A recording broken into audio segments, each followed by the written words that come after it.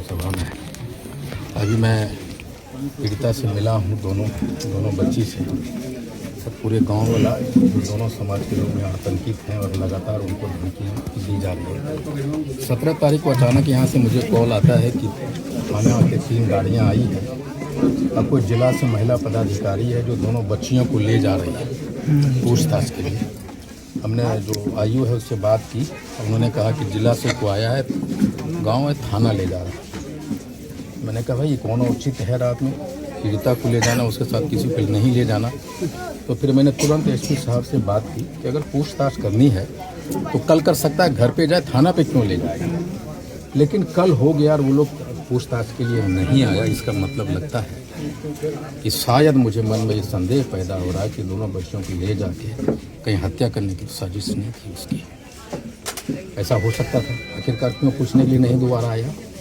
और जिस तरह से धमकियां मिल रही है दोनों बच्चियों को और इनके परिवार को, नाबालिग बच्ची है दोनों। अभी मैं गया तो फूट फूट के रो रही है तो बच्चियाँ उसके हाथ पैर। लेकिन मैं बता दूं, ये सिर्फ एक या 2 बच्ची की बात नहीं है। इस गांव में बहुत सारी बच्चियां हैं और वो दोनों बेहद गरीब है जिसके साथ ये क्वेश्चन को मैं विधानसभा में उठाऊंगा। और साथ ही साथ मैं सीएम से मिल के इस बात को रखेंगे कि इसके उच्च स्तरीय जाँच हो और जो भी बच्चे और जो भी लोग इसमें शामिल है उसके कानून के तहत सज़ा मिले। और गांव वाले जितने भी लोग हैं डरिए मत, हम खड़े हैं।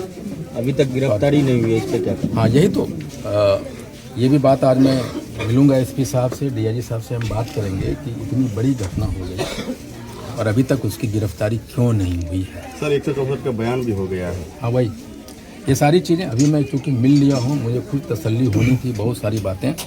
लेकिन जिस तरह से रात में वो जांच करने के लिए आया था कौन महिला पदाधिकारी और इसको ले जा रहा था, दोनों को ऐसा लगता है कि गहरी साजिश का हिस्सा।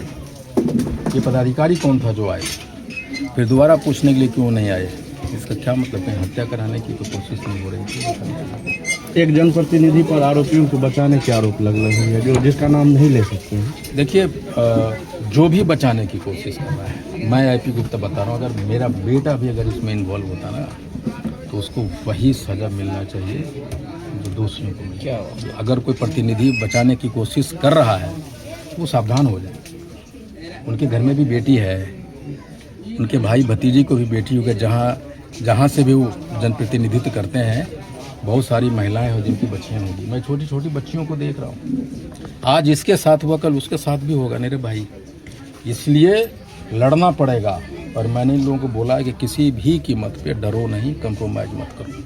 हम इस चीज़ को विधानसभा में उठाएंगे और जो दोषी लोग हैं चाहे पदाधिकारी क्यों न वो उनके लिए सुनिश्चित करेंगे कि उनको सज़ा मिले। पीड़ित परिवार सुरक्षा की मांग करते हैं ना, बिल्कुल ये भी मैंने देखा है। मैं बाकायदा एसपी साहब से बोलेंगे कि दोनों के लिए सुरक्षा की मुहैया प्रदान करें। आइए की जाएगी। मैं बात करता हूँ डीआईजी साहब से भी, एसपी साहब से मिलेंगे। उस रात को मैंने एसपी साहब से बात की तो उन्होंने रुकवाया है ले जाने की, लेकिन कहीं न कहीं एक बड़ी साजिश का हिस्सा था। लेकिन आप निश्चिंत रहिए, इस तरह के घटनाओं को किसी भी कीमत पे ना हमें बर्दाश्त करना चाहिए ना आप लोगों को बर्दाश्त करना चाहिए। जाति विशेष के कारण इनके साथ इस तरह की घटना हुई सर? देखिए मैं ये बताऊं कि आपके लिए इस समाज में गरीब होना बुरा है। हमें ये भी पता चला कि जो अपराधी है वो बहुत तरह की घटना पहले भी कर चुका है जो नहीं आया है सामने में, ये मुझे पता चला है। एक हमारी जाति से है और एक ठाकुर जाति से है।